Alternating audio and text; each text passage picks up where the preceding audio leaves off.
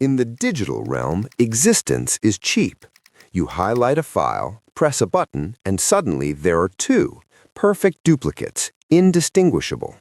We have built our modern civilization on the assumption that information can be cloned without cost. We live in a world of infinite redundancy. But the universe runs on a much stricter operating system, one where the command Control-C is fundamentally broken. If you zoom down to the bedrock of reality, to the quantum level of photons and electrons, you hit a hard, unbreakable barrier known as the No-Cloning Theorem. This boundary was solidified in 1982 by physicists William Wouters and Wojciech Jurek. It wasn't a discovery made in a vacuum, but a desperate defense of the laws of physics against a proposed machine that claimed it could transmit messages faster than light. They realized that if such a machine worked, it would violate causality. To save the timeline, they proved a theorem that is now a pillar of quantum mechanics. It is impossible to create an identical copy of an arbitrary, unknown quantum state. In our macroscopic world, if I hand you a blueprint, you can photocopy it because the ink is static. But a quantum state isn't a static blueprint. It is a fragile, probability-laden ghost. To copy it, you must first read it. But in the quantum world, reading is violence. You cannot observe a particle without altering it.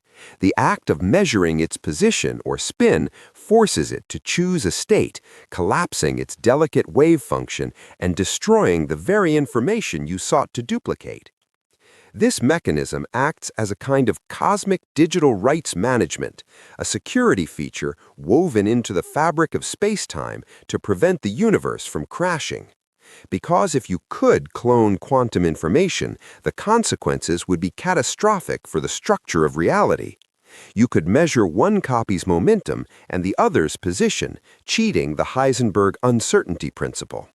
Worse, you could use entangled particles to send instant signals back in time, breaking causality and turning history into a paradox-ridden chaos. The universe forbids this. It protects the integrity of its data by ensuring uniqueness. Every quantum state is a one-of-a-kind original. There are no backups in the library of existence. This has profound, almost theological implications for the dream of sci-fi teleportation. We tend to think of beaming up as a sophisticated form of travel, a shortcut across space where we dissolve here and appear there.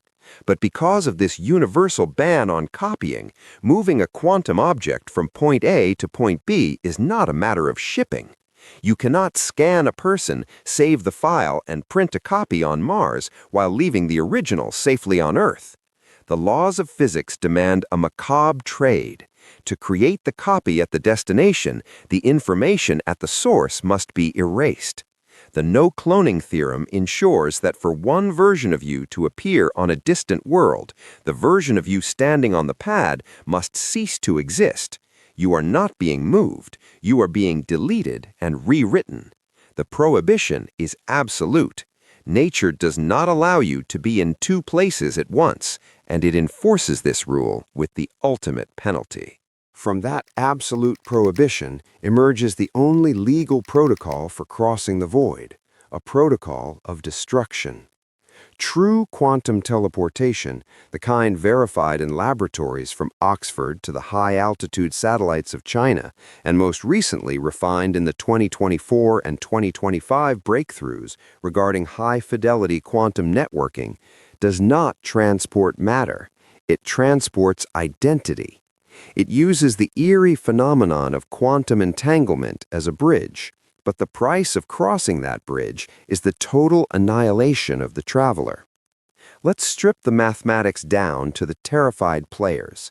Alice on Earth wants to send a particle, let's call it state X, to Bob on Mars. Because of the No-Cloning Theorem, she cannot simply look at state X, write down its description, and email it. Looking destroys it. Instead, the protocol requires a shared resource. Alice and Bob must share a pair of entangled particles, a quantum link established beforehand. Alice takes her particle X and performs a joint measurement with her half of the entangled pair. This is the moment of execution. This operation extracts the relationship between the two particles, but in doing so, it forces state X to abandon its original state. It is scrubbed from the universe at Alice's location. The information hasn't vanished, it has effectively been disembodied, teleported instantly through the entanglement bridge to Bob's particle, which now transforms into the exact replica of state X. But the cost is paid up front. The original X is dead. It has become random noise. Now, scale this chilling mechanic up from a single photon to a human being. You are a collection of 7 octillion atoms, each defined by a specific quantum state.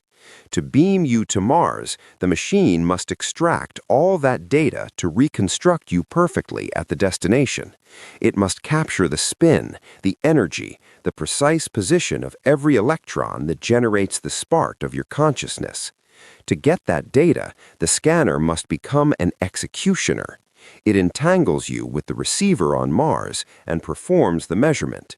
In that instant, the binding energy of your biology is read and resolved. The you on the launch pad is not left behind. You don't watch your double walk away. You are dismantled. Your quantum state is annihilated to fuel the reconstruction on the other side. The person who steps out of the pod on Mars has your memories, your scars, and your feelings. They remember stepping into the machine on Earth. But is it you? Or is it a new entity that has inherited your life after you were vaporized in the transmission buffer? The math says the transfer is perfect, but it also says the original is gone. The 2025 breakthroughs in stabilizing these states only confirm the rigidity of the rule. The better the teleportation, the more complete the destruction at the source. Teleportation is not travel. It is a suicide booth that builds a replacement so perfect no one else can tell the difference.